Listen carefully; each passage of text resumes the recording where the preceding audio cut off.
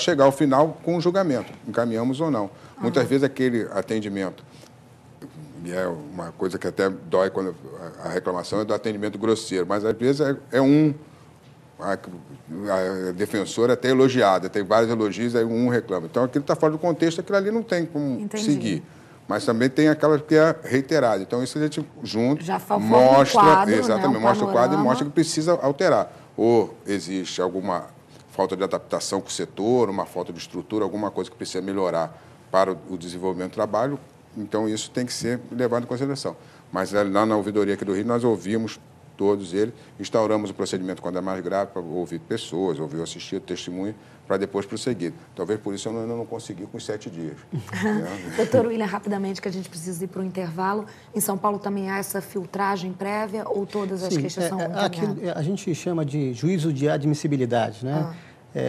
A ouvidoria acaba verificando se aquilo que está sendo trazido pelo usuário, se aquilo deve ser ou não processado internamente no âmbito da ouvidoria. Se é um assunto de ouvidoria, né? Não é corregedoria, a ouvidoria obviamente não é corregedoria, é uma linha muito tênue, né? O que separa aí corregedoria, porque trabalham ambos insatisfação e reclamação, né? Conduta do defensor público, mas a verdade é que há esse juízo de admissibilidade, a ouvidoria processa internamente e aí conclui. A conclusão qual que é?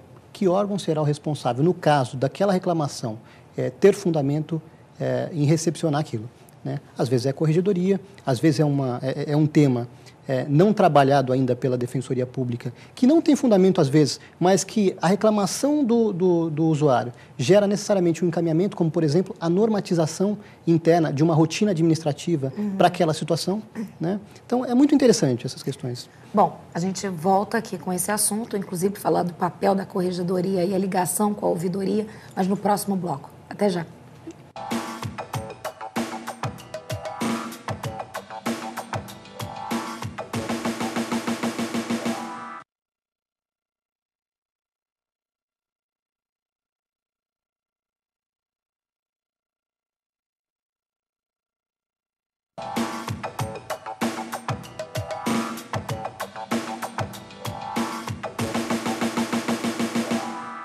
Fala Defensor está de volta hoje com o tema ouvidorias.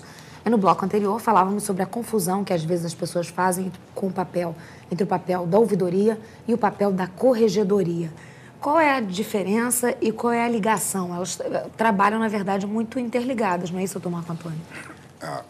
Essa interligação tem que ser sempre importante porque é exatamente a filtragem da ouvidoria que vai mostrar o caminho para a corregedoria até numa eventual sanção ou uma outra, mas são instâncias totalmente distintas. O papel da corregedoria é um papel sancionatório, é um papel de fiscalização da atividade final lá do defensor público. O da ouvidoria é essa interlocução com o cidadão de forma a saber como é que é a qualidade, como é que aquele serviço é prestado.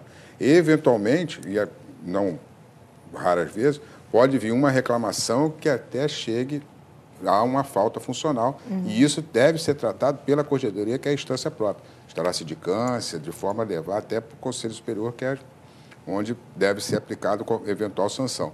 Mas a instância da ouvidoria não é de punição. Ela e a nossa lei aqui no Rio de Janeiro é acompanhamento da fiscalização pela corregedoria. Nós somos um órgão de acompanhamento, de auxílio, exatamente para trabalhar essas informações para que chegue à corregedoria e saber se existe efetivamente uma falta. Muitas vezes o assistido pode estar ligando, informando, não tem assistido, não tem defensor na minha comarca.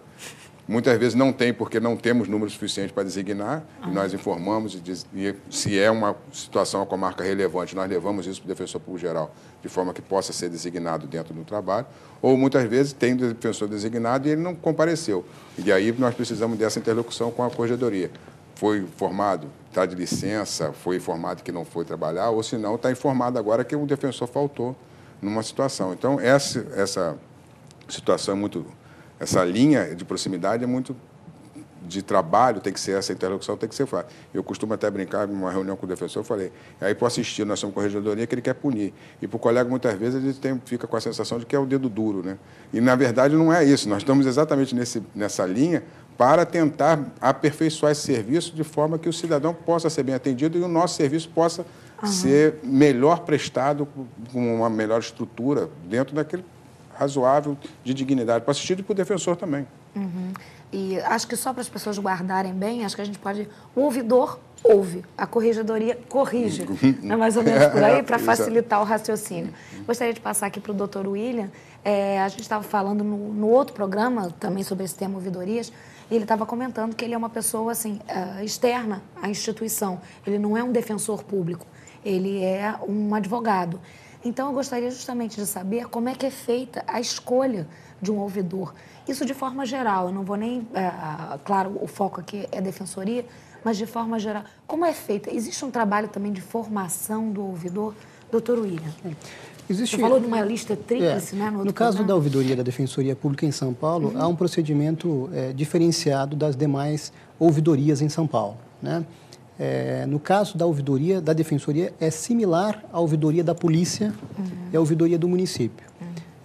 A preocupação é com a ética, que seja uma pessoa que seja dotado, pelo menos, de bons princípios aí, né, e que tenha sensibilidade para as questões relacionadas ao bom atendimento, né, prestado ao usuário. Essa é a preocupação em linhas gerais, né? Mas aí como é que foi feita, por exemplo, no seu caso, uma pessoa que não é da instituição, não é um defensor público, como é que o seu nome chegou lá?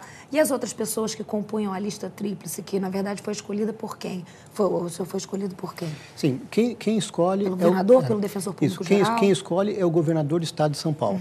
É ele quem escolhe. A lista é a tríplice e quem forma essa lista é o Conselho Estadual de Defesa dos Direitos da Pessoa Humana.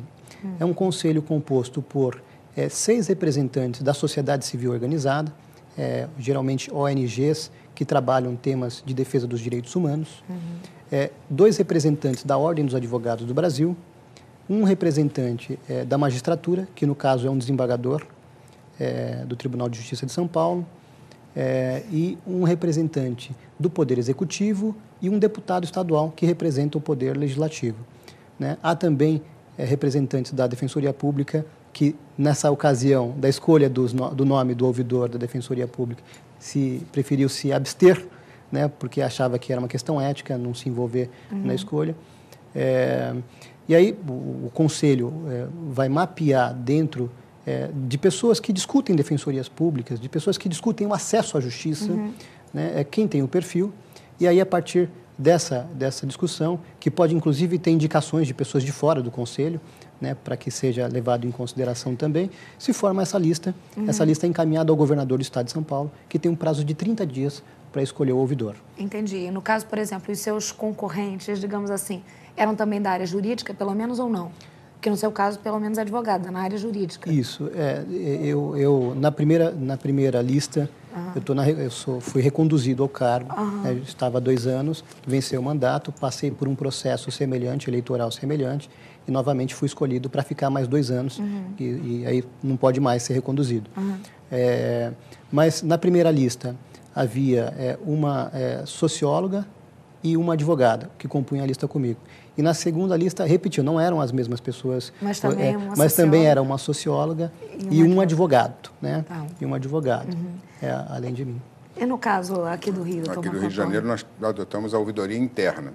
Então, a escolha são candidatos, forma-se uma lista tríplice. Quer dizer, no seu caso, o doutor Marco Antônio é defensor, né? E os outros concorrentes também. Também defensores, e isso é levado ao Conselho Superior para votação. É o Conselho que elege o defensor público que vai exercer a ouvidoria. O mandato também de 2 anos, com possibilidade de uma recondução, mas é eleito dentro da própria categoria e pelo Conselho Superior da Administração, né? E no seu caso especificamente, que a gente já falou que ele já até falou da sensação de ser um dedo duro em relação aos colegas, porque, bem ou mal, no caso do Dr. William, ele é uma pessoa externa, embora conviva com as pessoas, ele não é um defensor. Agora, por exemplo, o Dr. Marco Antônio, quando ele deixar de ser ouvidor, ele continua sendo defensor. Como é esse relacionamento, quer dizer, com as pessoas sobre as quais houve queixas, reclamações, como essa? É um relacionamento complicado, não é? Não, deixa eu explicar. Eu não sou eu que tenho a impressão de ser o dedo duro. Muitas vezes a gente entra em contato com o colega, e o colega que parece que está assim, já está aqui, né? Exatamente. Felizmente, a maior parte dos colegas entendeu papel, vem entendendo o papel da ouvidoria e tem uma boa resposta. Mas alguns ainda são